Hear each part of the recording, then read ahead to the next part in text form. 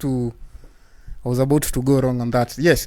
So today, as I promised you, this show is here to give you facts as they are on the ground. Whatever you see on the news, whatever you hear out there, this is a show that you come here and get and unwrapped in information in packages.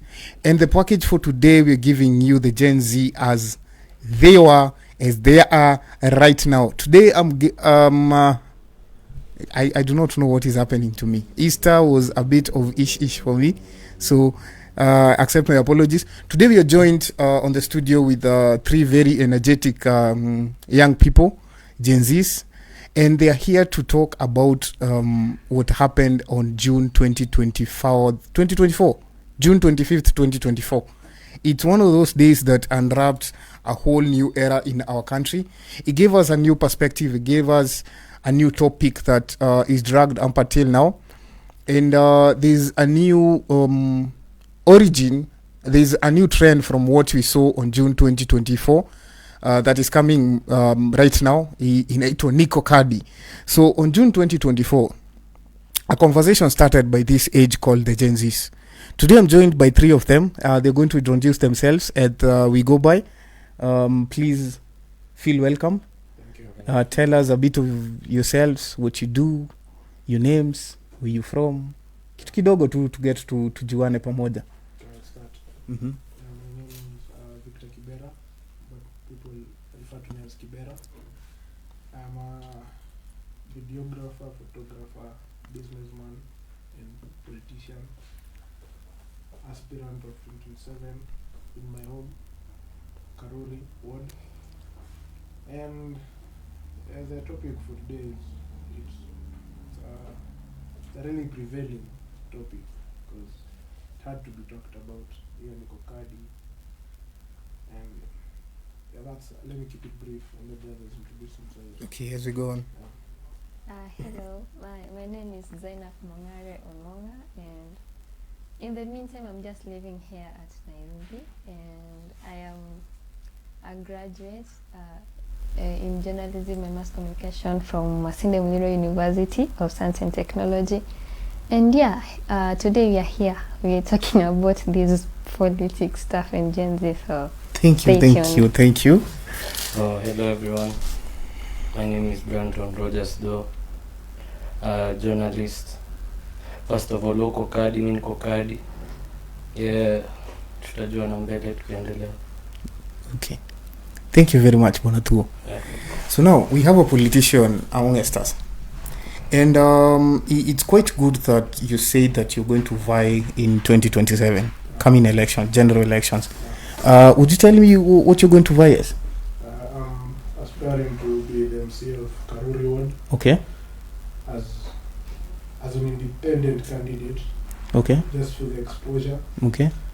And God willing, if things go well, we want to bring good governance into this town, this country. That is very good. Yeah. So there you have Watu wa Karori. We have one of you here.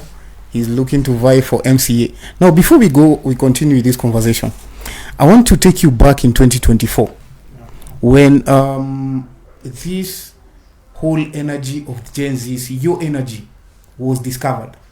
Yes. Would you please relive that day for me? Just tell me where you were, what you were doing, what you were planning to engage on. Were you part of the movement? Were you not part of the movement? Just give me a bit of a brief about that day. You're not going to follow a line. Everybody can talk. Whomever feels easy to talk can talk. Just tell me a day. How was your day back then in 2024, June 2024? Okay. To remind you, my name is Brandon. Mm-hmm. On that day, I remember so well, there was a riot that took place where I come from. I come from Kikuyu, along Wayakiwe. Okay. So there was some group chats that came the previous night to sing this walk, not like a walk, let's say a strike, a demonstration that would take place. So we waited from around 11 a.m. People who came all the way from Limuru walitupata hapo kwa barabara ya kwenda na Zambezi. That's where I come from, around that area. So like tuligojea watu ndio ikakuwa umati, you know na meaning umati, what I mean. Yeah. We were a lot of people, and hao watu wote si eti ni wajinga tumesema tunatoka tuende tuandamane. It's because of poor governance in our country, in which hopefully, and I believe by next year, August, is it August? Yes. Yes, August, that at least tutakuwa mahali hii mambo ya demonstration tumechoka nayo, na hopefully wenye tutachagua na wewe ndio kuwekadi manze, kuwekadi hope watu tutachagua watatulet down juu saiji enzi ndio kila kitu. Huwezi niambia ati millennial anatuambia nini. Na tu acha nikuulize swali. Yeah. Umesema mlishikana umati mkaendea, si ndio? Mlikuwa mmengoja watu wafike. Like was it like a conversation you having through WhatsApp, Facebook, yeah, as I mentioned. Was there a WhatsApp group ama what happened? There was a poster that saying there was a poster that was trending at that period. That's saying there's tuandamane and some along not the way yaki. A post on socials ama on the socials. Yeah. WhatsApp. It was specifically for the Wayakiwe people. Yeah, you know kila mse alikuwa na zaruti ya kwao. Oh, okay. Yeah. Okay. So like people from Nairobi had their own. Okay. So our si tulikuwa na yetu. Okay. Yeah, so we started the walk kutembea. Okay. Not like we are dancing ama nini. We are demonstrating against the government. Tulienda, there's a MP, I don't know if I should mention his name or I shouldn't. You can mention the names.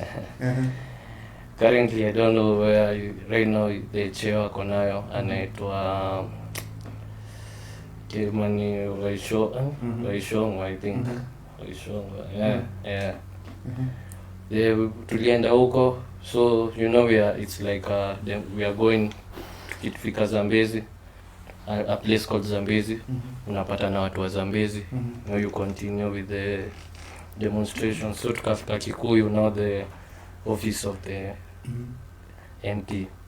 So watu they banned everything including cars. Yeah. Okay. Personally I don't think this should be the right government, to be honest. Okay. Yeah. And do you think such kind of force pressures the government to go the right way? It just gets the government rolled up and maybe react back just to show the youth that we are the government? Personally, with my own view of how I understood it, is because people, the government, and they are not hawatujali. Hata to demonstrate aje hawatakujali. Okay. Wanajijali, unaona. Okay. So my own view is like tukieka someone mwenye anatuelewa, that's the change that will happen. Not like we expect changes from these other niggas who wako huko hivyo. Okay. Yeah. And the rest of you, where were you that day?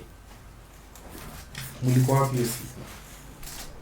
Okay, well, for my case, when we also had a WhatsApp group. Okay. Yenye ilikuwa inasema like kesho we should be out in the streets at this and this place. So, but for now, unfortunately for me, I didn't like manage to go to the protests because I was working. Oh, okay, interesting. Yeah, so na mimi nilikuwa na wakapo hivyo Nyayo House, 8th floor. So we were just there, even maandamano ikianza, so we were just like watching from the windows like what's happening down there. I mean, it was, I think I can say it was so sad, like to see all the people out there, the police wanatupatia gas, wanamwagia that water sijui kwa nini. You know, like why can't they just do like what the Gen Zs were asking for? Because I tend to believe like it's not like a lot. It's something that could be done given our resources. So like wanaona tu wanataka kuona like watu wako hapo nje, and for them they saw it like now a game that we were playing with them, and for them like it was just nothing. Na nikuulize, for you personally, is there any one thing you can attach to that you unaweza sema this is what I wanted the government to do for me, this is why I felt I needed to be on the streets? Kuna that one thing yenye unaweza point out and say this is what exactly me personally I would have loved to see change on? Okay, for my case, I cannot say like there's that one thing, but I could say like there's several things. Okay. First of all, our government, the governance, like we have very poor governance. Like since our current president stepped into the seat, like there have been a lot of like things zinaenda wrong. The free education that was once like being talked about, squeezes G were not introduced. You know, there's something I realized about these scholarship things. Maybe, you know, for example, you manage like to mtoto wako alimanage ku work hard and maybe go to this good school. So akitoka hapo kwenda campus, like, you know, sasa yeye wanasema like you have to point out like the school where you were before you joined campus. So kama ulikuwa maybe in these prestigious schools, then you unaekwa kwa level fulani. As much as maybe hauna given that ulimanage kumfunza huku hautashinda, and that's not the case. Ndio mtu ajui like what you went through, ndio uhakikishe mtoto wako amemaliza hapo. So the free education thing like ni kama ilianza kuwa overlooked. Alafu the vitu tu like according to what I saw, like kila mtu, I think sijui kama ni kila mtu, but I think most of people will agree with me, kumekuwa na like raised, like kumekuwa na high prices kwa vitu. Mkate ilikuwa 50, suddenly 65 bob. Like what was not happening? Gas ndio ilikuwa inapanda, like everything was just going like ilikuwa inakuwa a mess. Like right now what she's trying to say is like 1,000 shillings, it's not worth. Exactly. Yeah. I know that value. Yeah. Yeah. I carry much weight. Yeah, exactly. All that thought, tutarudi hapo. There's a lot of conversation there. Bona MCA, where were you that day? That day in a class, that I'm still in KCA. In my class, Thika Road. Previous days we had seen Boniface Mwangi had posted this on X, where people should meet up to go for a protest in town, and other influencers. So tulikuwa tumedecide tutatembea hadi town because from Savio town is not far. Then I decided no, I won't go because immediately too, just as a guy that time I was living with my parents, wanasikia kijana vitu zinakuwa umeona chap kama wewe nirudi nyumbani chap. Sa mimi nilipanda tu gari, but most my friends were in town. But now the sad part about that day, jioni nilisikia gunshots from tunaishi asumi naishi West, nilikuwa nasikia gunshots za zima man. It was that like continuous rounds. I think the same day we gonna want to hear they were killed in the 45. This is the third day, and it all started from e-finance bill. I feel your finance bill wangesikiza tu watu. You know, there's a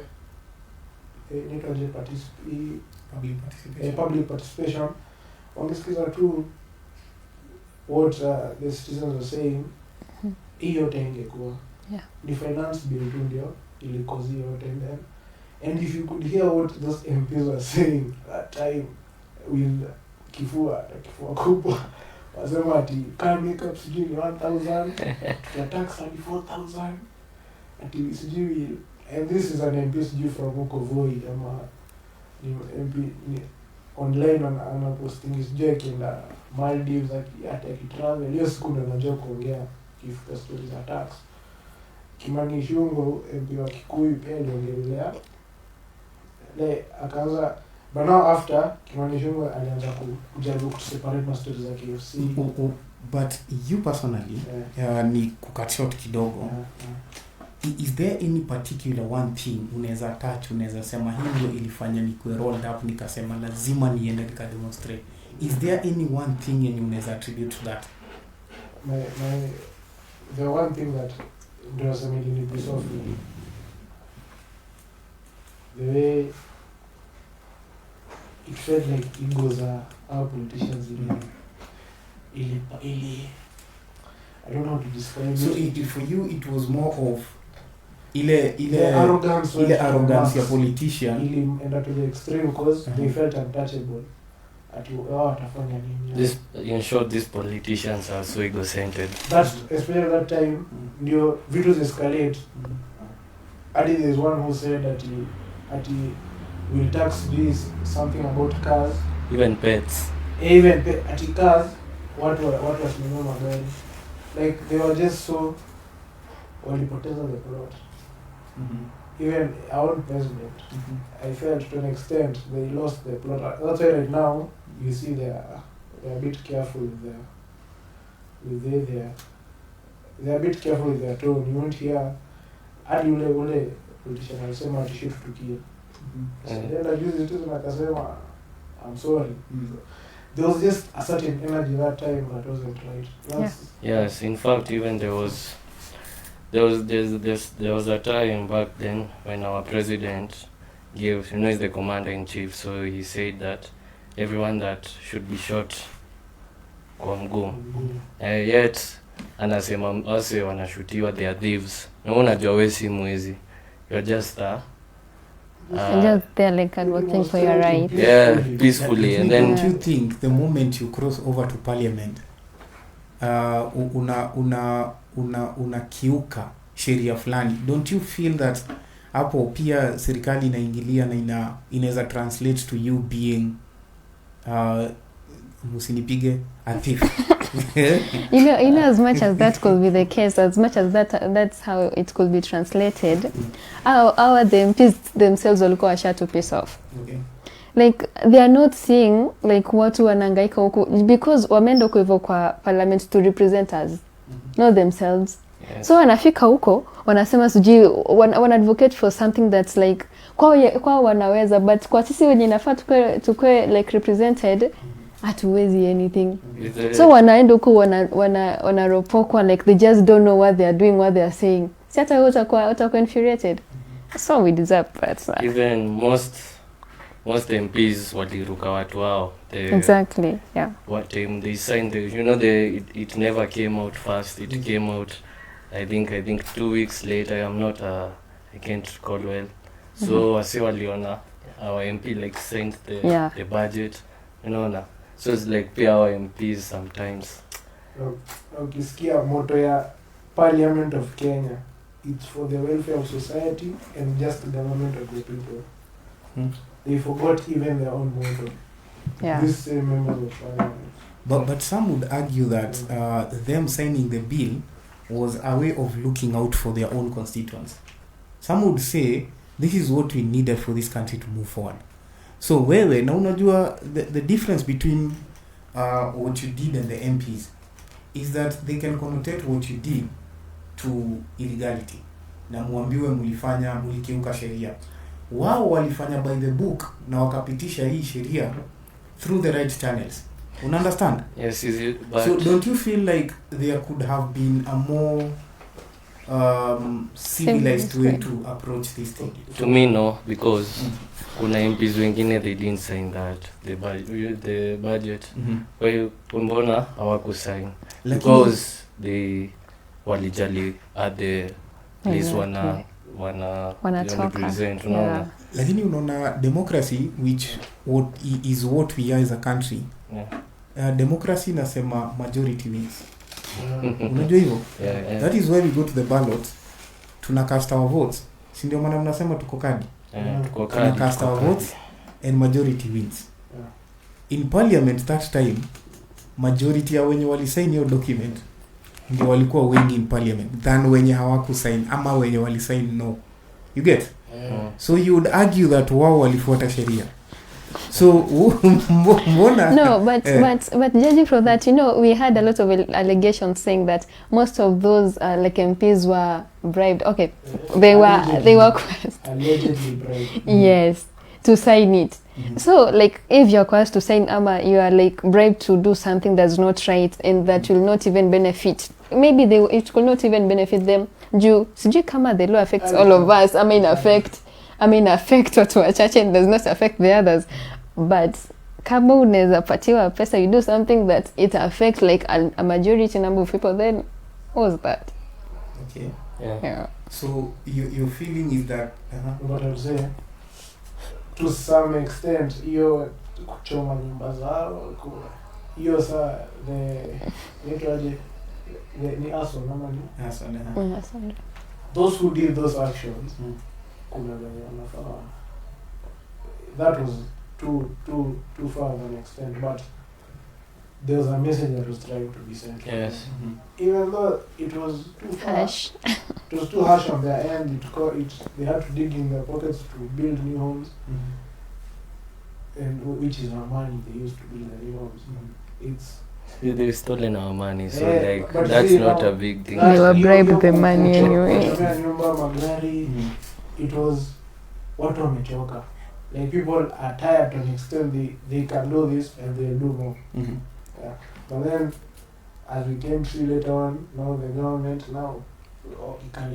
allegedly in letter some goons to be stolen. That's why now unaona protest siku hizi iko two-sided. Yeah. Kaya last year ilikuwa mostly goons. So watasema goons walikam wakaiba Quickmart. But watasema ni Gen Z. But to be honest, who are the guys who give these guns work? To But be honest, on 20th June 2024 it was very genuine. Lakini sasa unajua Gen Z story is very difficult. Sababu hawa goons ni Gen Zs bado. but No, kuna wengine walikuwa max, sijui ilikuwa wapi, they were like walikuwa discovered like they were not like Gen Zs. Ni watu wakubwa, sijui walikuwa wamevaa mask kama ni something of the sort. So wao wamekuja in the name of ni Gen Z. Nisikia kuna wengine walikuwa wanatolewa some other countries, wanakuwa brought hapa. They do that lakini wanasema ni Gen Z. I mean kuna ujamaa tuliona akienda live ile time yenye alikuwa anasema tupatane tao ukiwa na zile clovers Ule goons. Gen Z. yako anajua kitu anataka. Lakini still you would argue that huyu ni Gen Z. So now my question is to make my point across. Okay, make your it point. seems when you want to frame it. To when easy political things ziko, it seems Gen Z are the biggest threat to the government, but not in a bad way, in a positive way. But the government sees us as a Threat. Yeah, exactly, because we know what we want. Yeah. And we go for it. It is very good, and your opinion is valid, but one will also argue that the same way muna handle your issues with violence, you cannot be trusted with power. Because you see, a man who uses a hammer to hit a nail, another uses something else to hit the same nail and drill it in. Those are two very different things. Kuna machine ya kudrill hiyo nails, ndio? Na ule na hivyo ni kumaanisha huyu mtu atakaye empower, they will still use the same force to govern the same community. There is one country in Africa where a young man aliingia into presidency, and we've heard even one of our ministers in this country akisema you cannot trust a man who wears a gun on his waist to rule the people, si ndio? Amekuwa na so much force against him from the rest of the community that people feel, some people who are pro him wanasikia ni kama there is a message being sent that young people cannot lead. You understand? Yeah. Lakini you would still wonder why. Mbona unatumia force?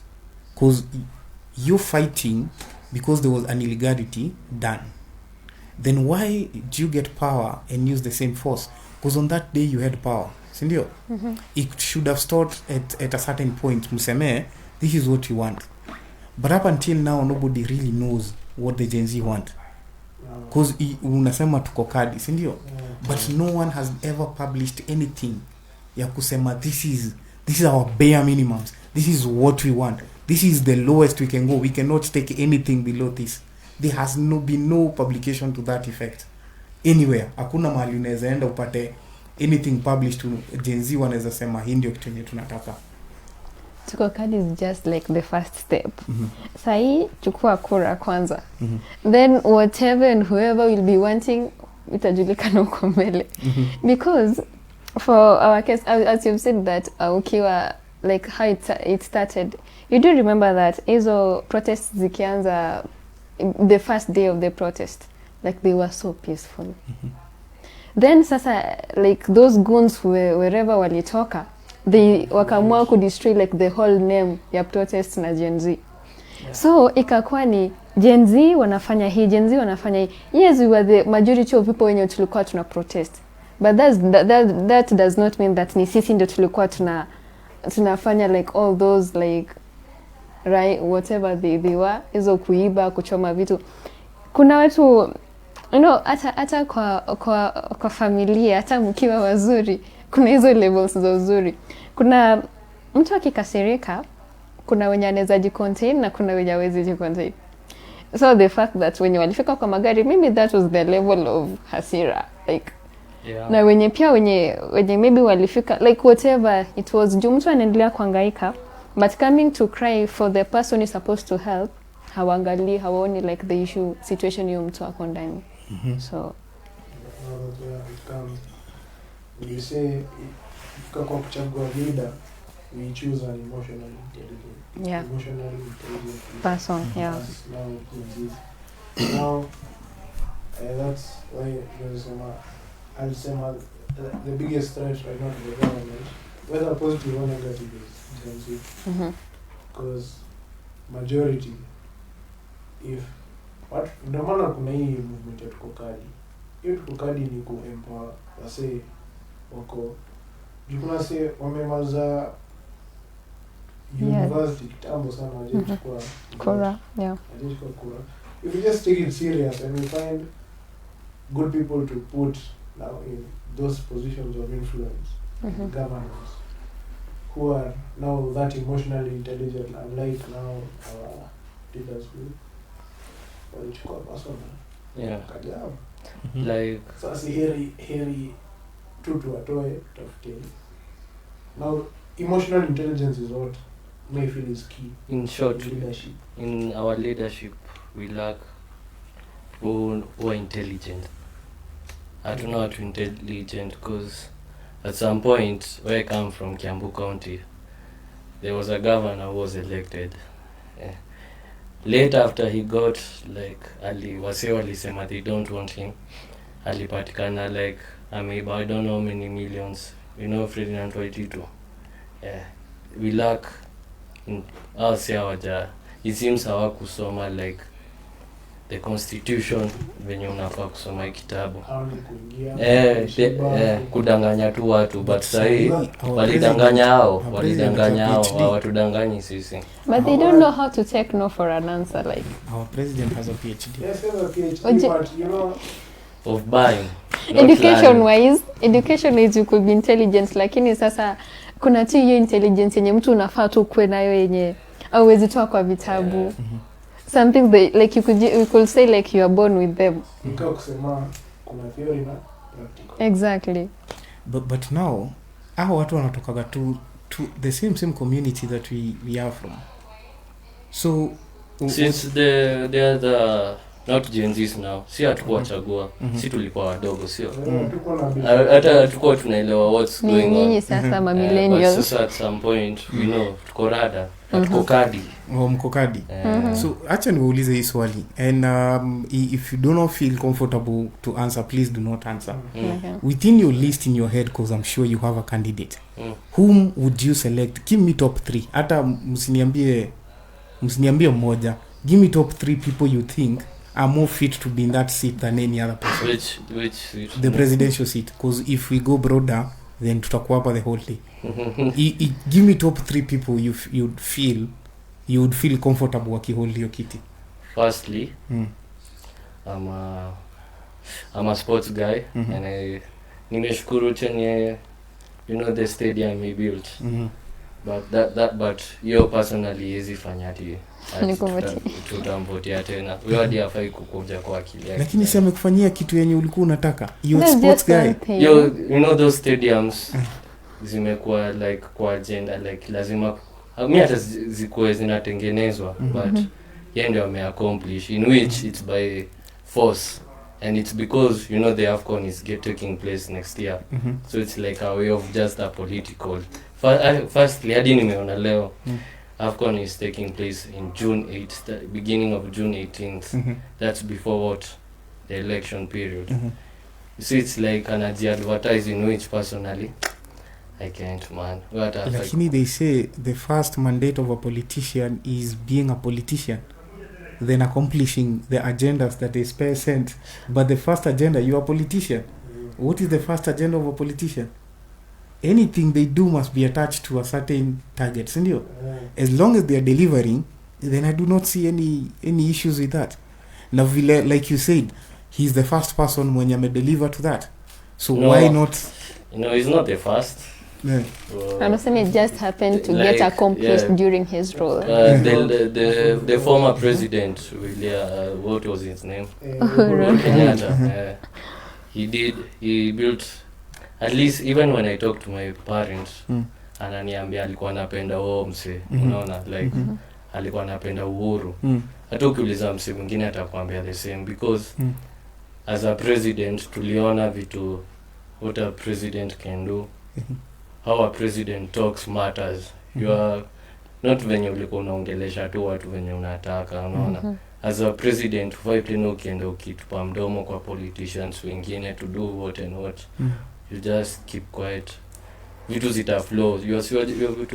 Tumetoka kusema kuhusu intelligent. You can't show your anger to your citizens. There's something you're saying. I wanted to give out a food for that. I had it somewhere. Ilikuwa sema better the devil you know than the devil you hear. The angel you don't know. Yes. So Okay. kuna watu wanasema na prefer our current president to that current saying, lakini nasema hiyo nimeisema tu watu wafikirie. Okay. Juggle your minds kiasi. Okay. Because if we say me going to the ballot and choosing Matiang'i, because we can't forget what he did as an interior CS. Power, there's something power does to people. You That's cannot why explain. That's why giving out this save. Heri huyu mwenye tunajua tunaona mtu ametufanyia. Na nini alifanya? Hebu engage in that kidogo. What did he do that we do not know? Hebu tuambie Matiang'i. You said we cannot forget. Unajua you cannot accuse someone and leave it at that. I'm not accusing him. I'm just saying there is a way when he was in power, he was a bit Kidogo nini? You know that's a very dangerous thing, accusing someone and leaving it at that. You must substantiate what as, did he as do. interior CS, he was sick on I felt power got into him kidogo. Because I can't remember which claims. Okay, I can't remember which. Kuna those certain allegations he had. The way he and it involved people's lives. Kuna venye Wewe au kufeel. si feel in my heart, si feel vizuri. Okay. Other than feelings aside, me I know power does things to people. Sahi mama sahi unaona. Sahi kuna venye wako. The people who are vying for presidency are a bit calm. Yeah, including the former Chief Justice. Yeah, they're a bit David calm. Maraga. But you compare them to before, there's a huge difference. So maybe I get a better candidate on my side.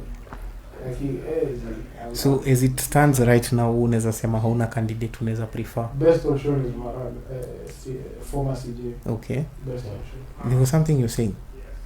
Ama ni tu kuna kitu ulikuwa unasema? To me, I was just saying, as for now also, I'm yet to know nani tutaweka kwa debe, kwa sababu au sisi pia wanaweza kuja anze kuungana tena, unaona, like they become One. So tuache kwa trenches tena. So just a matter of time, we just relax. And sijui kama sasa mnaangalia mnaona argument yangu mali I know when nimeshakuona cannot be rude in a jungle way, si ndio? We need to have certain direction. We need to have we need to have systems in place. Lazima tukuwe na consolidations of structures za kugovern nchi, si ndio? Hii initiative mko nayo ya kusema tuko kadi, ndio mko kadi, but hiyo kadi utaiplace wapi? There are better leaders to come, so Yes. In less than 1 year.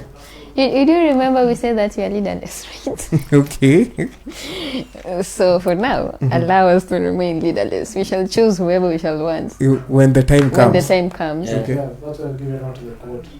Better The devil, you The know. devil you know. than the one I don't know. Than the angels you do not know. Yeah. Okay. No, but we could risk in this one. Tukipata a better leader mwenye atatu represent na atatuelewa. I mean, we shall risk. Ndio tumuone huko mbele venye atakuwa at least ikwe we give them a chance. Kushinda tukue tunasema Ruto ni mbaya yet. Tukiambiwa tena turudi kwa ballot But one box. thing I know, Then tunapatia Ruto tena. yeah, I've seen what he has done in 5 years. it's not, hakuna, personally there's no progress. Imagine there's a It's progress.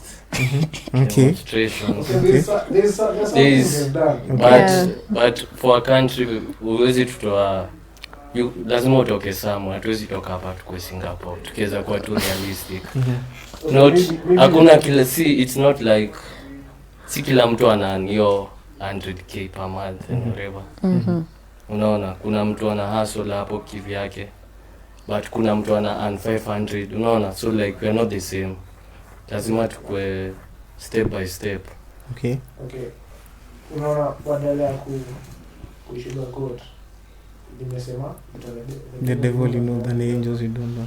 So currently I'd prefer someone nimeona how amehandle 5 years, maybe another 5 years, then after that tukipata say tuko na options kama Boniface Mwangi. He's a, what's his occupation? He's an activist. Activist. How do you choose an activist to enter? Na kwa activist you toka tu au ndo toka kwa hii game. We need A something fresh new. blood. So that, hey, Coming back to you. Hold the door. Kuna kitu uko nayo. Umesema vizuri sana. No. Na ukagag tu ukamwambia pana. No, actually kuna some things amefanya. Which one? Ni vile tukijaribu kuresonate na sisi, maybe they do not like affect us like directly, but there are some things You know, amefanya. let me tell you something.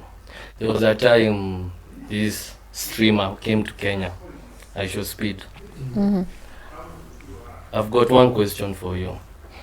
Where the first place alipelekwa is for the wildlife and whatever, but the second place alipelekwa kwa nyumba hizo affordable housing. In which is affordable housing, they are not benefiting us, they are benefiting him, kwa sababu at some point I was saying he's earning something from those places, unaona. Lakini hawezi ishi kwa hizo nyumba zote, so zina benefit sisi the population. Ebu tackle that. Okay, talking about that, it's true. Nimesema tu vizuri, as much as yes tutagi is not like done, maybe ametuangusha. There are those things zenye pia amemanage kufanya. Tukianzia kwa hii wenye alisema amemanage kutumalizia the stadium, right? Yeah, the Raila Amolo Odinga Stadium. He's done that. Yes, tutagi, but he's done something, right? Then tukikuja kwa hii yenye tunasema affordable housing. Yes, utapata like si kila mtu anafuata. By the way, I went to one of the studios, like hizo nyumba zake studios za huko Kakamega. Like they're nice houses, they're nice rooms. If you could like afford them, manage kulipa in those installments, and like kama ni ukweli ukimaliza kulipa the house inakuwa yako, then that's something good yenye amefanya, because that's how countries like US do their things. Like you just get your house, then you pay it in installments. Ikishakuwa like ukimaliza inakuwa yako, then you can do whatever you want with it. So if that's the thing that like ni ukweli itafanyika hivyo, then amefanya something. other than this, isn't the development. But he's done something, right? Umesema politicians as a politician you need. To look at yourself. Ama No, like Whatever you do inafaa ikuwe targeted into something. sasa Yeah. akienda next election atasema inafanya. Yeah, So that's how it is. Like Okay, that's how yeah. politics Lakini is. unakumbuka aliingia akisema nini? atafanya nini? Aliingia You know this. 2022 aliingia kusema mama mboga. Yeah. He used hustler. Even the free education, hiyo slogan hata I think inaenda tu ikiisha. Inaenda ikiisha, wewe mwenyewe umesema. Yeah, free education na I cannot defend it. I'm sorry.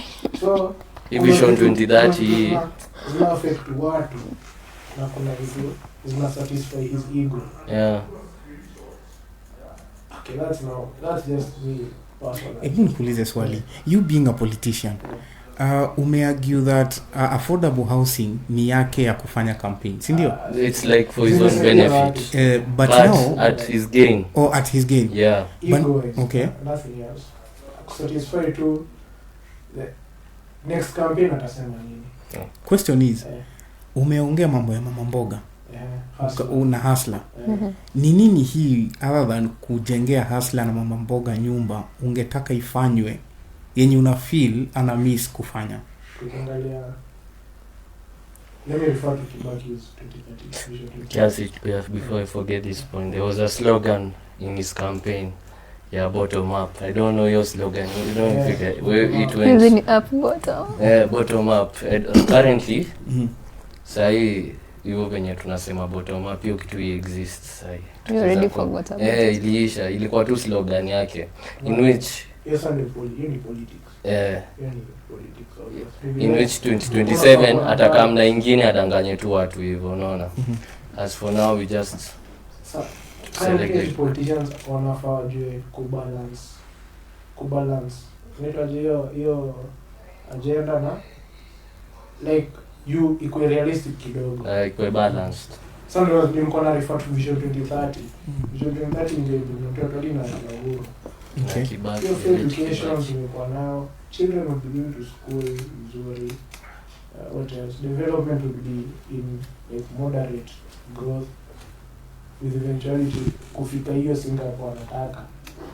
2030 it was all planned out. Yeah.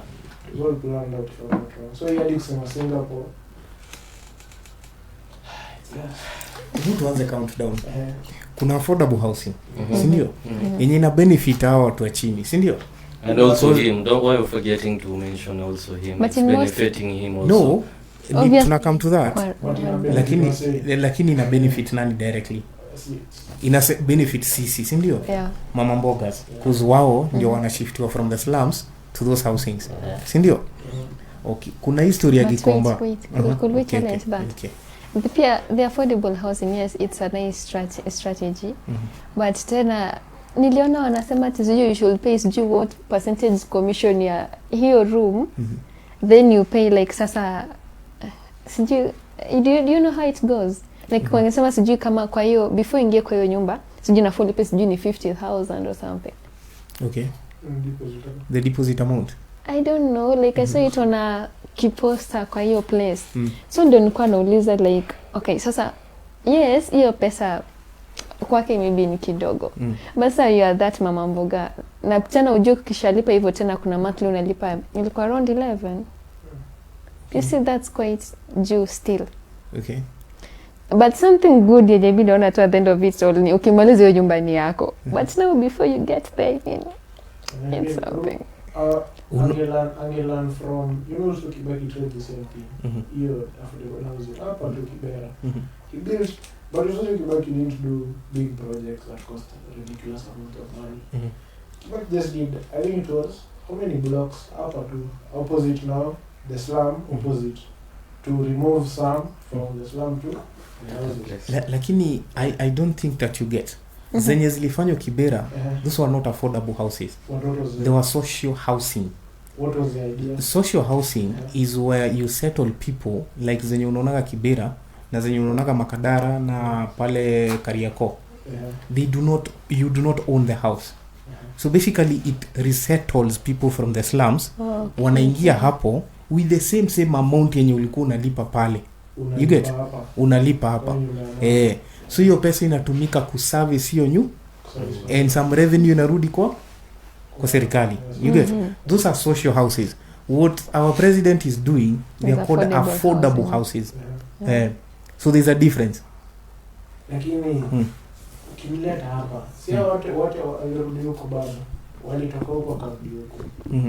I feel kuna kitu current CEO angelan from former, like you learn from his mistakes kiasi. Angeka small investments on, not ange diversify hiyo pesa angeka kwa affordable housing yake, some at least for education, tuache kusikia walimu wame strike, tuache kusikia madaktari wana pass KNH.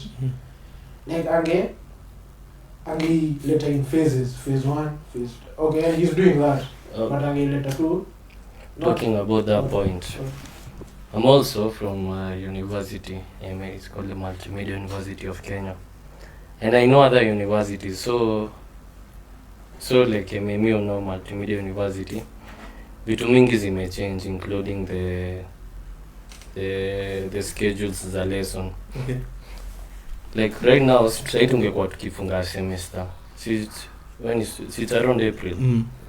But sasa ndio watu wameanza the second semester.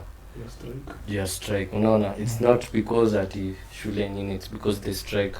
Niyo strike inafanya pia we plans. Wako na plan yako, ulikuwa umepanga utafanya hii kitu period for alafu tuseme hiyo, let's say umemaliza shule April, umefunga shule April. May the long holiday, in short, umejipanga with your staffs and whatever. But say it's so different. Like semester ilianza, second semester ilianza March, in which it conclude June, unaona. So it's like education sector, it hasn't improved. So your strike ni ya teachers ama ni ya students? Yeah, the teachers. The teachers, the teachers ndio wame strike. Okay. Sasa hiyo time. Ilikuwa even last year. Last year around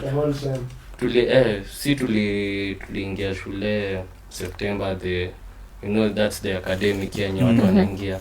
So the first week mnadhani kila kitu iko settled.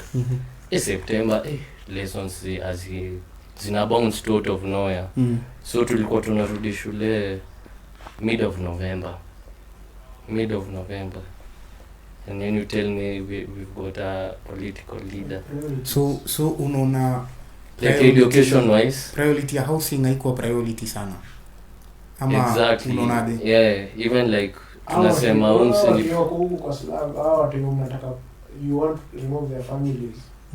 We should prioritize the education. Educate those kids. Even you guys always tell us that education is the key. It is. For most kids, wakipata hiyo chance tu ya kusoma. So unapata sadi wasi wana drop out shule. Time inasonga. Advice wake. Yo, but sasa it seems to inabidi sasa unangangana juu bado unaambiwa hizo papers ni muhimu, but literally you are wasting your own time. Unaona, huwezi niambia utakaa shule hizo miaka zote. Now I'm also sure as we approach the September kutakuwa na the same strike bado. So ni kitu imekuwa consistent. Kuna kitu mumesema na mkasema education is the key, si ndio? Na mkasema mka-educate most of these people who are in the slums rather than shifting them to better housing. Wanaweza kuwa in a better place ya kujiamua. Okay, hapo kuna menye. Okay. My point was hiyo pesa isikwe, most of that money that was put in affordable housing, kiasi tu hiyo kwa education, kiasi tu. Adika yes kuna budget hizo vitu, lakini unajizi zilikuwa affordable housing nitoaje hii hustler fund. Yenye alisema watu wamekata kulipa. Hizo zilikuwa tu, hizo ni personal projects tu. Angefanya tu. Kuna hiyo sasa like it's a necessity. Priorities. It's a necessity. Angeka affordable housing a certain percent, a certain percent. In education and whatever. Ndio tuko na balance zote. Watu wanahama polepole, watoto wenye hawajeza kuhama wanaenda shule kusoma. Juu wanasikia vibaya, wengine wamehasisha. Na si hivyo ndivyo kunaenda. Si Ministry of Education inapata budget yao. Even kukona mpaka CDF yenye inapata package yake. Okay, so what the campus what they're trying to say is that as much as like hiyo inafanyika, like wali put more energy kwa affordable housing, yet pesa yenye maybe ameka kwa vitu kama education and health aziko that enough as much as iko budgeted for. So angetoa some money kwa hiyo affordable housing, aongeze sasa like apatiane more money kwa health and education. Also there is also as I mentioned earlier, Kenya is hosting the AFCON, the East Africa countries. So imagine, I think Tanzania paid, Kenya ililipa your pesa deadline day uniambia where are we heading. Okay. Heading like tukilipa the amount of money, it's like it's not a priority. And in kitu kikuja huku ita grow Kenya at some point. It's just a game. Do you believe serikali iko na pesa ya kufanya hivyo? Because affordable housing mkiangalia,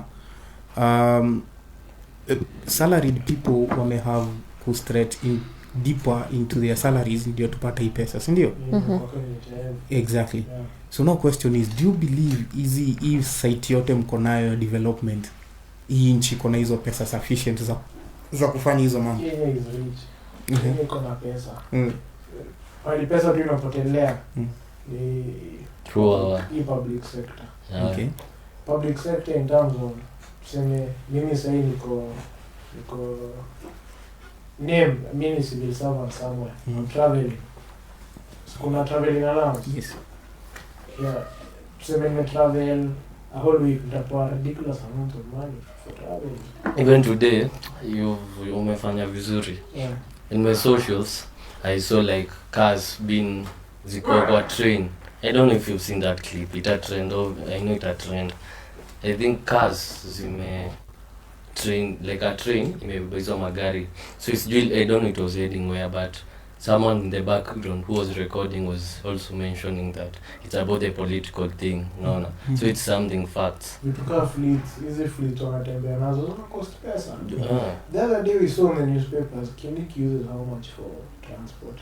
Even there was a time that it was mentioned that the State House, I don't know, uses how many million budget State House per day, not even per week, per day. I don't know how many million. Kenya, we are so rich. Tunaweza tumia hii pesa tunaganya tu fiti ini ya kulipa deni, ini ya kulipa, you see, like we just divide it into portions nicely, and we cut some people their salaries, we remove vitu zenye maana sasa kama hizi ma convoy.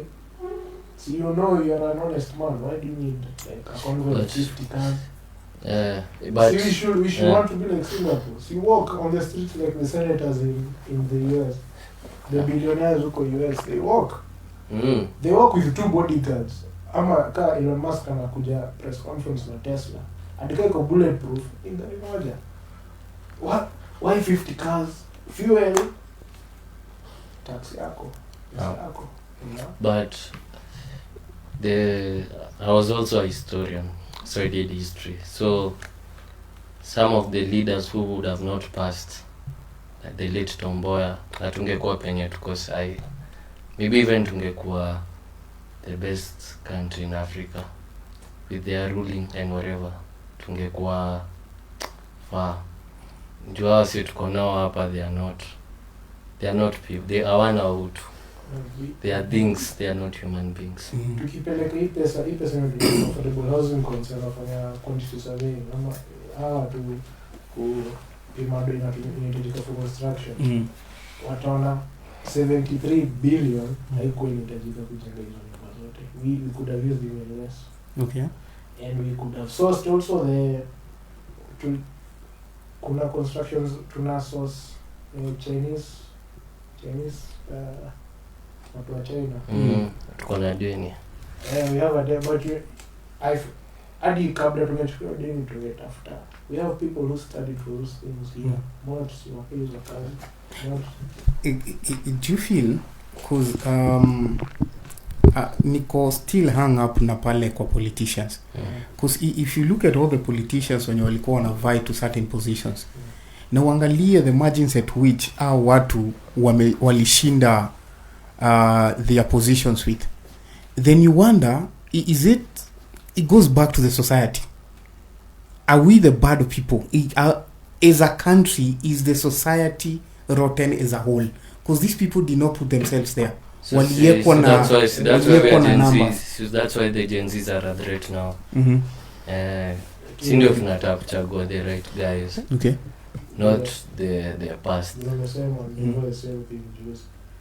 Mbona mama mboga atakuja niambie mboga ni 150 na in real sense ni so ama ni 90 bob. Yeye atakula 60 bob kwangu. Anataka kunigonga. Anataka ku like there's that aspect of greed. So to an extent tumesema ni true. It is from our society. Yeah. In business, in business utaona kuna mtu atakuzia simu 10k, 11, 12, 13. But it's the same phone. Ni greed. Okay. It's in us. It has to start with you. Okay. It has to start with me. Yeah. So how do we make that happen? Because So now uko kadi. Lakini hauna mahali ya kuplace hiyo kadi. Because nimekuuliza you're conflicted on whom you would vote. No. Nimekuuliza you're conflicted on whom you would vote. Because I'll say pia wanezenda. It's like the previous elections. Kuna wasi wako kimoja, then they just became a team. So it's like same category here. Hatujui like what will happen next. Utaona wasi, let's say it may happen, it's a maybe. Unaweza pata Gachagua and someone else wame to form a team. As for now we are just sit kokadi. Now don't you think you're the same problem? Because I would expect problem. You to be sourcing outside this box yenye tuko nayo, but you're also selecting the same people from the same problem that I'm selecting from. Can I ask you a question? You do remember when those protests were starting, were to start? Uta realize that most people didn't know like about them. They just walishtukia watu wako streets. Exactly. So did we come and announce like, oh, you know, we are going to do this and that? No. But we did it, right? Yes. The same thing. So na mimi nikupeleke in the same scenario. On the same scenario that you did not mobilize, mulijipata tu in the same situation. But quite honestly, did we achieve anything through those protests?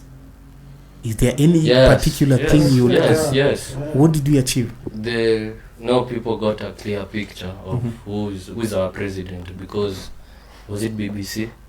Like they document so like pia higi na mgoja unaona, so ati umesema next year, so next year we know what next, but one thing I know ni kama umeogopa kidogo. tulikuwa tunaweza ongea through the groups, but not like we had our own groups. But you do realize that you millennials were not even a part of it. Nyie mlishtukia tutuko. We had our groups and we know what we were talking about. So tukiwa kwa streets, most of us knew like we are going because we want to do this and this and we want this and these reforms. So ya kutuambia ati you know we don't know who we are going to vote in for. Just venye amesema like you don't know who will come up hapa katikati. I think even Gachagua last election alikuwa peke yake. Sijui kama mna get venye ninasema. You would expect someone like me, the millennial, to be selecting from this same lot yenye tuko nayo, si ndio? I would not expect you as a Gen Z mkuwe mkisema sijui nitachagua huyu, mnachagua in the same basket yenye si tunachagua. We are yet to make those. Or you yet to make the decision. As for not kokadi. Okay. Suggest something to whoever is listening or whoever is willing to finance whichever movement will come. Tukipata mse akona good, like akona that vision na anataka Kenya isonge na he's a millennial, whichever age, with good intentions for this country. You shall vote them in. Other than voting, unaona vile US kuna Republicans, Democrats, and they are kuna pesa ina. It's they don't chip in from their, you know, because that's also politicians of Kenya will feel, pesa yangu. Yes. Chanjiri bus. Money comes from the people. When money comes from us, this time, Even there was the other guy. Morara ni vile Morara mimi hapana. There was the other. Tutarudi hapo. What's the name of the other guy? Hebu maliza hiyo point. Who did the same? No, who last election also wanted to be a president, but this election pia anataka kuchaguliwa. I can't. The nigga who advertises that. The nigga who wears a Dior. Wajakoya. Nani? Wajakoya. Wajakoya. There was a time alikuwa Citizen TV and I listened to his ambitions and how he said at some point he said that let's say also that person is not a good person, to be honest. Because anasemaje like utachagua, let's say it's a death sentence, unasema kitu unataka kufanya kuna nyoka and whatever, like he's not also a good person. He's indecisive. Yeah, like you, I would say. No, I've said me nimekubali sasa tuko indecisive because I'll say one is they are rats, in short they are rats. indecisive. Acha tupate, Utajua wataenda wapi. Hiyo option nimekupea, acha tupate msi tutafund sisi Yeah. wenyewe. Ati Msi tutafund tu kama vile Democrats and Republicans. We want to move us. We need to fund someone. We don't want you to say I'm campaigning, this is my money, you know. Sisi ndio tutakufund. there is one mlifinance na umemtaja hapa alafu mkamdrop like hot fire. For him, tunamwona anatembea na huyu Nini? anatembea na kasongo. Alafu ulimuona wapi? You see, kuna saying wasemanga, the people we associate you, ukitembea na mwizi wewe You'll be the you'll be the next diff. Birds of a feather. Birds of a feather flock together. So kitu kapotea hapo wakajam. Alafu yeye pia ni msee. Kwa hizi X forums nikimsikiza anajam anakatch chap. Anaambiwa kitu na mseka mesoji na zao tu X. Anaambiwa tu kitu moja shakatch. I think that was the same day he said hadi hataki kuvai president. Mwenye mmekaa naye hapo anataka kukuambia kitu. And we said we need an emotional intelligent person. Mbona sasa huyo msichana jamii chap tume finance atakuwa je tazona hayuko emotionally intelligent na catch akiambiwa kitu moja, you know, at least two president wetu anajam na tactic like hajama tukiona this guy anajam tufua. He's not emotionally intelligent. Anafanya nini? What is that one thing unaweza point out tuseme? Me that X forum I was there. He was so pissed that someone is calling him out. And you know, as a leader, when people call you out, you should listen and see what they're saying. Okay. When it kind of makes sense. If it makes sense, like you can discuss with them. Like try to get mbona anasema hivi, get to the root of it and see if you can solve it. How do we help you? How are we supposed to trust you? Next thing after the forum, we hear he doesn't want to vie for president because people don't know what they want. Wacha kujam. Niyo, like, what I do. A good leader. Emotionally intelligent. You don't have to show if you are a leader. You don't have to show your anger to the public. Hiyo ndio itakuwa your disadvantage. You have to control yourself. Alishika kiasi kama mwanasiasa akafei. Hapo sasa kwa catch a good politician afai. Sasa ni politics sasa. Lakini this is the same thing nyinyi mlifanya. Si mlijam mkaenda mkabomoa mpaka gate za parliament. We are not leaders, we are just citizens. Oh, and we are trying to that's a nice one.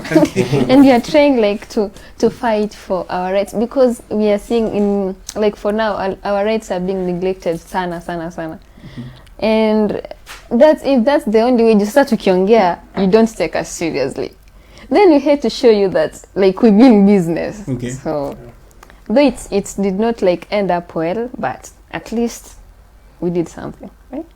Tuliwashtua, tuliwekea pressure. Okay. And also other people got our views If from Yeah. outside country. the France Revolution. You have said you're a historian. Yeah. The France Revolution was something similar. Leaders, they get too full of themselves. Mhm. People will have to act. And however, France, castles will choma. Okay. Kuna bahati huko state ni vile tu state hiyo extent ya status was too much, but you get the anger. Okay. If you're not a good leader, you try to understand. Mbona afike to this Because extent? after that point hakusainiwa kitu tena. Mbona Okay. wamejam? Ndio nimependa example ya France Revolution. Watu walijam, nyinyi mnakula makeki, sisi hatuna food. We are begging for food, you guys are eating. Like, mko high class nini. Sa Kenya ilifika hiyo point ya French Revolution. That's a nice one. Yeah. And it's very interesting that you'd say Murara likunja na akaenda. Yeah, I disappoint. But that's okay. So now, moving forward, these the 10-point agenda that was left by Baba and His Excellency the President, the current incumbent president. Do you feel like these conversations were more national than two parties' agendas? They were more? Were they supposed to be initiated through a more national level than opposed to how they were initiated through the two parties? Firstly, I never got to understand why our current president named the new stadium after he passed, you know. So that's also I think I didn't understand. Okay. If you honor someone in you could have named it after alianguka ile cheo ya AU, was it AU ama AU. yeah.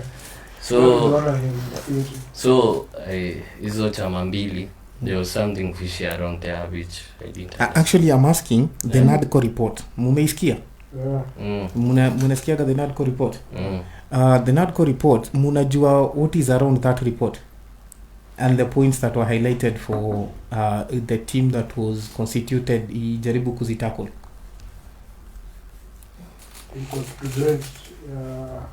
Actually, one of the people mwenye alikuwa anawajaribu kuwapushia agenda zenu time ya 24th mwenye aliabductiwa na mkashout sana kule X aachiliwe is among the people who spearheads that initiative. Have you ever heard of that in the 10-point agenda ya NADCO report? The NADCO report. Umesikia kitu inaitwa the NADCO report? Niko na idea. Uko na idea? Ilikuwa mostly on the basis of inclusivity, fight corruption, ingine hizo ni tu. I can't remember the rest. Alafu something, it was ilikuwa a committee on something. Yes. So now, tukiangalia hii the aftermath ya the 24th of June 2024, after mumeingia parliament na mmejaribu kuenda state house mkashindwa. So looking at the post effect now, unaweza angalia some of the many things that have come into play is the margin of UDA and Azimio ama ODM kujaribu kukuja together, wajaribu kutengeneza a way forward for this country. Munafikiria ama mnaona nyinyi as the youth mumekuwa included in those conversations, ama kuna mahali unaangalia unaona in any conversation ya dialogue kuna mahali any dialogue kuna mahali nyinyi mmefixiwa hapo ndani? The report had youth in it, but the committees was question wange involve other political parties. Okay. Other than the two, wange involve third parties. No, I'm asking the youth. Do you feel you were inclusive in the temple Yes. agenda? Yes. Yeah. They were included in it. Yeah. Okay. And you're sure of it? According to it had youth inclusivity. Okay. Youth to come. What's your take on that? My take on that is that firstly, I've just the name you've mentioned, the report. Nimeisikia mahali, though I've never got it. I don't know deeply about it. But to me, naona ungekuwa a youth tungekuwa pia like with involved in the talks. Yeah. Okay, makes sense. Yeah. Just this kijana alikuwa anaitwaje? The mjamaa with the long hair alikuwa anaitwa nani? Accordion. You know who I'm talking about? No. You know he What does he do? He's good at, is it jazz or piano? He's a good Casmuel. yeah. He's not in the report. He was not in the No, report. he's not. Now that's what I'm saying. Kuna mention youth inclusivity and now involving them in the talks for that youth inclusivity. Okay. The intentions allegedly. Okay. It's a good thing you'd mention Casmuel, considering that one of the things that happened after hizo maandamano is that some of the youth when walikuwa in the front line na walikuwa wanaonekana kwa camera most walichukulia hiyo opportunity na wakaiturn, you would say, into something. Maybe into a political chance ama something else ama their own advantage, you do not know, we cannot judge. But at least some of them walichukua a stand. Yeah. Na most of them walichukua a stand to side with the government. So what's your take on that? I think you agreed to agree. So like it starts from me to it starts from me. Okay. If I'm in your face every time, what do you expect? You expect nisimamie kitu I've always been standing for. I shouldn't change my stance when nimepata chance ya kuingia ODM. Sifai kuchange, naweza kusema ati na support na support 2 term. Before I was for 1 term. Okay. So it's just unaona like you Casmuel nilimuwatch mahali on some interview na akasema kitu iliniguza sana. Akasema instead of us kupigania huku nje tukipigana na mawe, tukirusha mawe, tukijifichaga, why don't we find a way to sit on the same table as these people and be part of that conversation?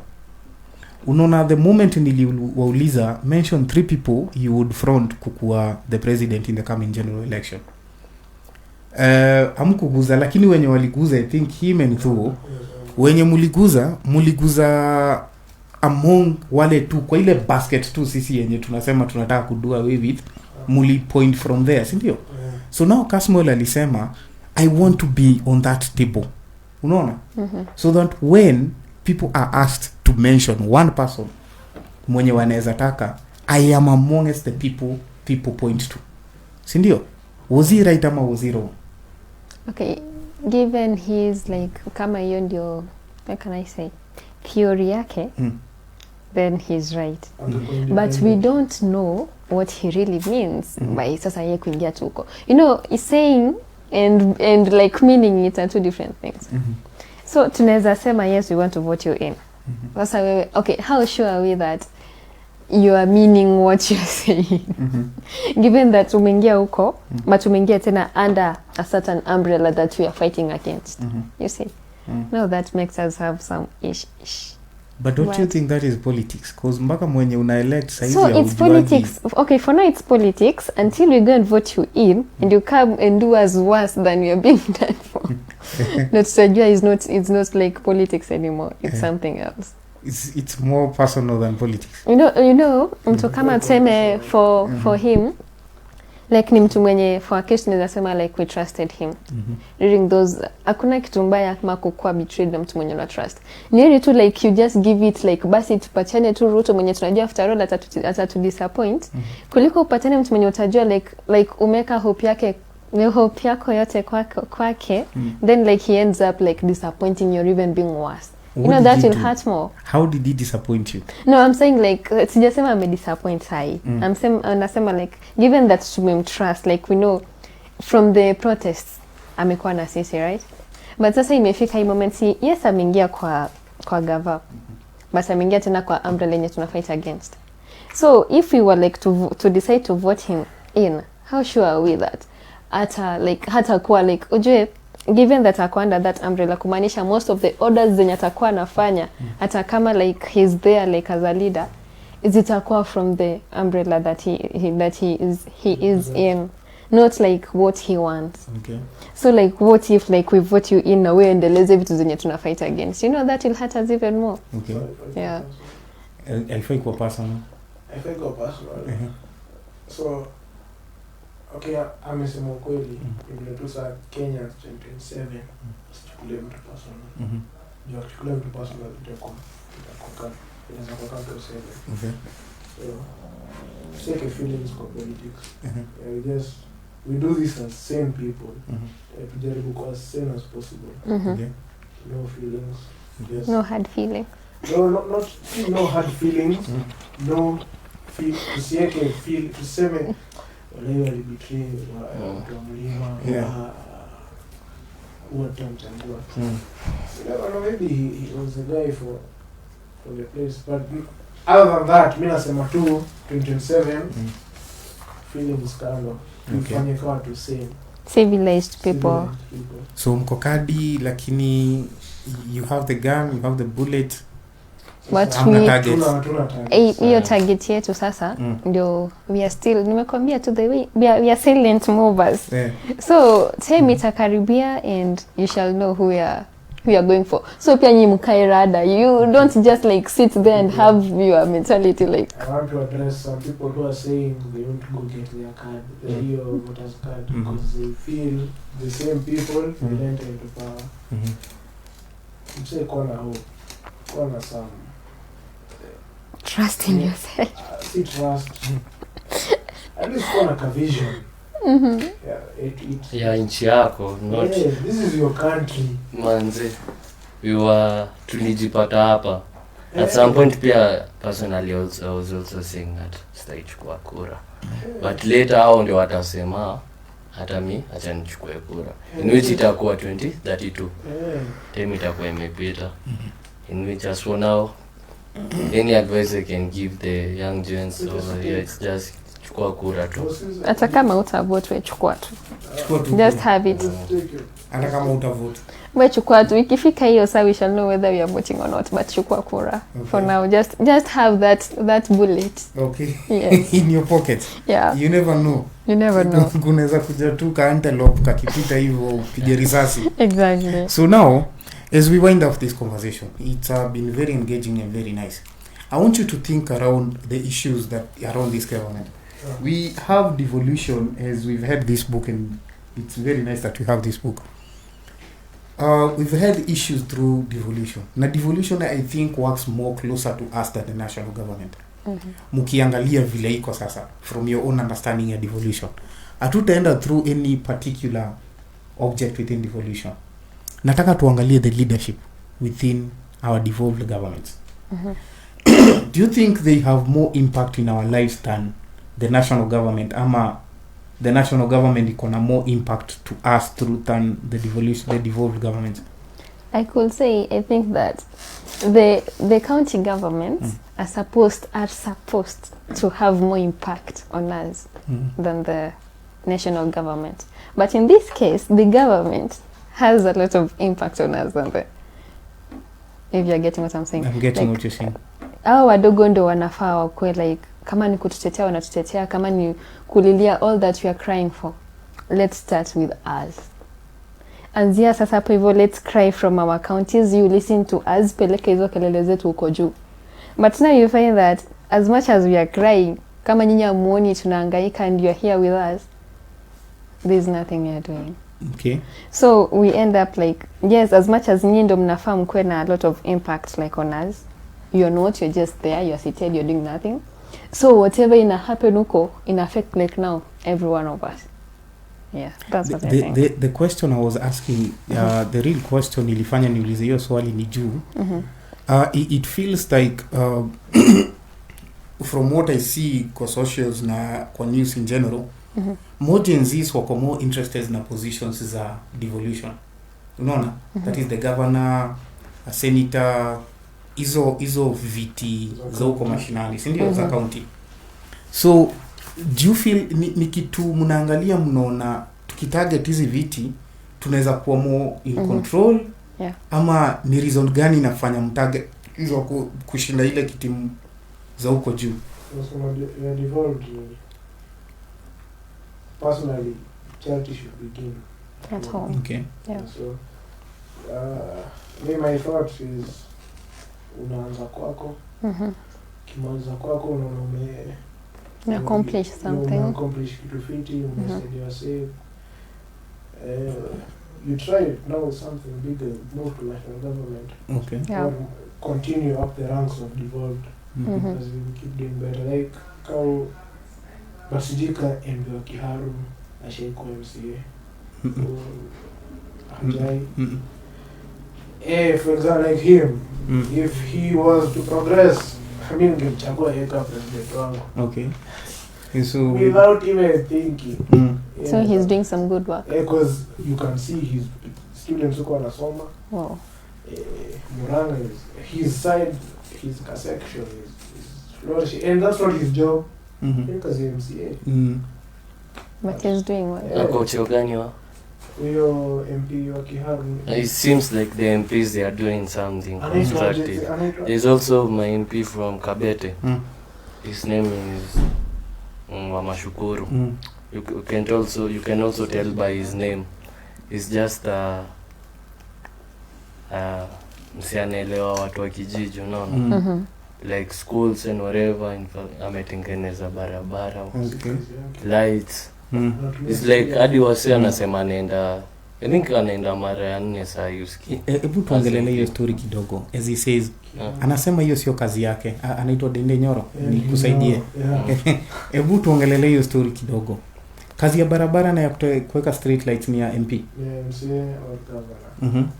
But sasa kuna the CDF, the NGCDF. NGCDF, if I'm not wrong, was to help, was to help, Hizo vitu zenye zinarun kwa county.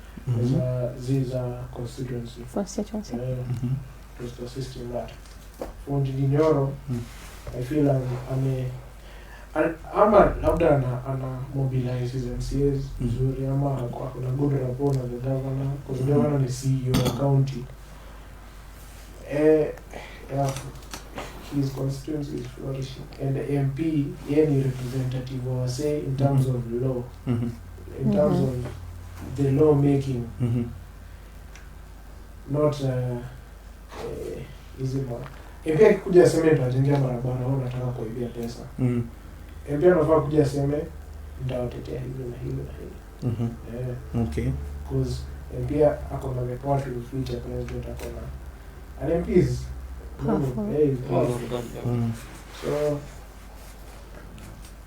enough. Not that he's not doing what he's doing. He's doing a good job as a leader. Okay. Yeah. Kazi yake sio kutengeneza barabara. Kazi yake ni legislative kwa parliament. Yeah. Ya kwenda kutengeneza sheria. Yes. To make laws. Okay. That's his job. Okay. And he's doing a good job also as a leader. So now nataka muangalie kwa ile kamera. Nataka muambie the Gen Zs wenye wako kadi. Anything you feel like ilitokana from the 2024 June, ile time mliingia parliament. I have to insist on that. Ni kitu ifanyika ile time mliingia parliament up until now. Ni nini hiyo kitu moja mnaweza ambia Gen Zs that you would tell them hii ndio kitu yenye tunafaa kufocus nayo? This is the thing that, na sio kuambia tu tuko kadi, kila mtu ako kadi. Eventually kila mtu atakuwa kadi, si ndio? So ni kitu gani unaweza wa advice uambie this is what we should be focused on? Anyone? Watu wa Musinde Murilo waambie kitu. Okay.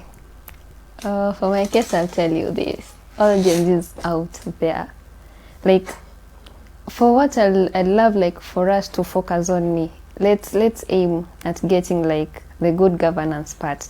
Because when we have a good leader, then kila kitu ita fall into place. So, kama tunachukua kadi, let's take, like, yes, tuchukue hizo kadi, but now, when whoever we are going, like, to vote in, acha kweni a person that even you yourself, like, we don't have, like, to sit and tell ourselves, like, let's go and vote for this and this person if we don't, like, know atenda kutusaidia aje. So, like, let's make sure kama tunaenda hapo ni mtu mwenye anatusaidia na si mtu mwenye sijui anatoka kuna anatoka wapi. So let's have that bullet and focus on good governance, because that is what is going to help us move like miles ahead from where we've been before. Yeah. I would just add and say unity is power. Unity is power. There is strength in unity. So we just unite, and if we're doing something, we do it. Mm-hmm. To square, yeah. And the decisions we make should not be emotional, guys. Hayo tu. Huyo ni mwanasiasa Hayo tu kwa sasa. Bwana tu. Yeah. So, take us off. To me, one thing I want to tell you guys out there is, we lost a lot of people trying to fight for our freedom and rights. So if you are a girl or a boy, kitu mimi najua ni jenzi hapo nje, hapa tuko nayo. So we just need to be smart and we try to make the right choices. And tusitake ku regret tena ati I wish I knew it's just a bad thing. So we just be focused and tujipe nguvu, and as my fellow colleague amesema, unity ni kitu ya muhimu sana to a country like ours. We need you guys out there to come tupige kura.